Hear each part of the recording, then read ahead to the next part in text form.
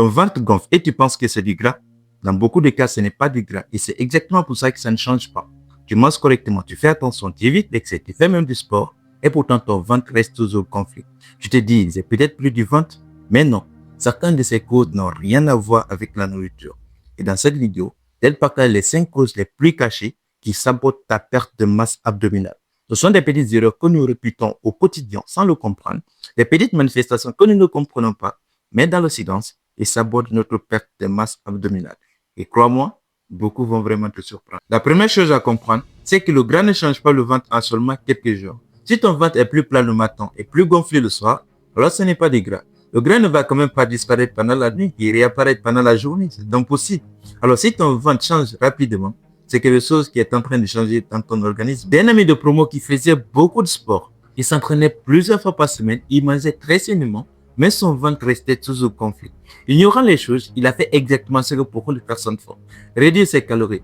Même les petits croissants du matin, il a commencé à refuser. Il a amplifié ses exercices, il a commencé même à courir le matin, le soir, mais malgré ça, il perdait du poids bien sûr, mais son ventre restait toujours inchangé. Et c'est là qu'il a compris que le problème n'était pas vraiment ce qu'il imaginait. Il y a une cause qui est très simple, mais ignorée par beaucoup de personnes. L'air. Lorsque tu manges trop vite, tu parles en mangeant ou tu bois des boissons gazeuses, tu avales de l'air et cet air va s'accumuler dans ton système digestif et gonfler ton ventre. Imagine quelqu'un qui mange un plat entier en seulement 5 minutes. Le téléphone dans une main, la cuillère dans une autre. Il avale sans même mâcher et chaque bouchée entraîne de l'air avec lui.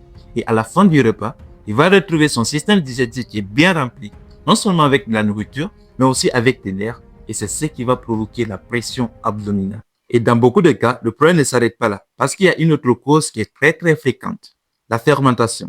Des milliards de bactéries vivent dans notre système digestif, et certaines d'entre elles participent à la digestion. Mais il y a certains aliments, lorsqu'ils arrivent au niveau de l'intestin, ils vont fermenter. Et cette fermentation va produire du gaz, et le gaz à son tour va provoquer la pression abdominale. Peut-être tu as une fois vécu cette situation. Tu manges très sainement de la salade, des légumes, des légumineuses, tout semble vraiment parfait dans ton repas. Mais une heure après, ton ventre gonfle. Tu te demandes, mais pourquoi ça m'arrive? Et pourtant, j'ai très bien mangé. Parce que manger très sainement ne veut toujours pas dire adapté à ton corps. Mais il y a quelque chose de beaucoup plus important. Quelque chose que peu de personnes réalisent vraiment. Ton système digestif n'est pas identique à celui des autres. Deux personnes peuvent manger exactement la même chose, mais avoir des réactions complètement différentes. Peut-être tu as une fois vécu ça ou tu as remarqué ça autour de toi.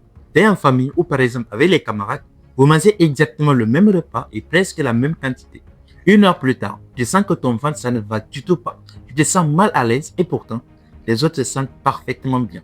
Le problème ne vient pas forcément du repas, ça vient de la tolérance digestive.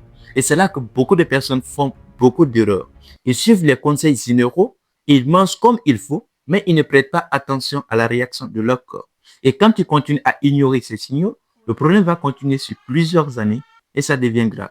Mais beaucoup de gens ignorent aussi que leur ventre est aussi influencé par le stress. Ton système digestif est directement connecté à ton système nerveux. Quand tu stresses, ton corps passe en état d'alerte. Et dans cet état, la digestion devient plus lente, les intestins deviennent plus sensibles et les ballonnements apparaissent plus rapidement. Beaucoup de personnes remarquent deux choses. Quand ils sont dans un état de stress intense, leur ventre gonfle beaucoup plus. Pas parce qu'ils ont mangé différemment, mais parce que leur corps passe dans un état de tension constante. Mais la quatrième cause est plus discrète, mais peut maintenir ton ventre gonflé pendant longtemps. Les hormones. Les hormones ont une grande influence sur le fonctionnement du corps. Certaines vont régler l'énergie, la digestion, le stockage. Et quand il y a un déséquilibre hormonal, cela peut favoriser l'accumulation dans les zones abdominales. Et cela peut être aussi amplifié par le stress chronique, le sommeil perturbé, le rythme de vie irrégulier. C'est pourquoi certaines personnes ont l'impression que leur ventre est en train de gonfler alors qu'ils mangent bien, qu'ils font du sport, qu'ils font attention à tout. En réalité, c'est vraiment compliqué. Ce sont des interconnexions qui se trouvent au niveau de notre organisme.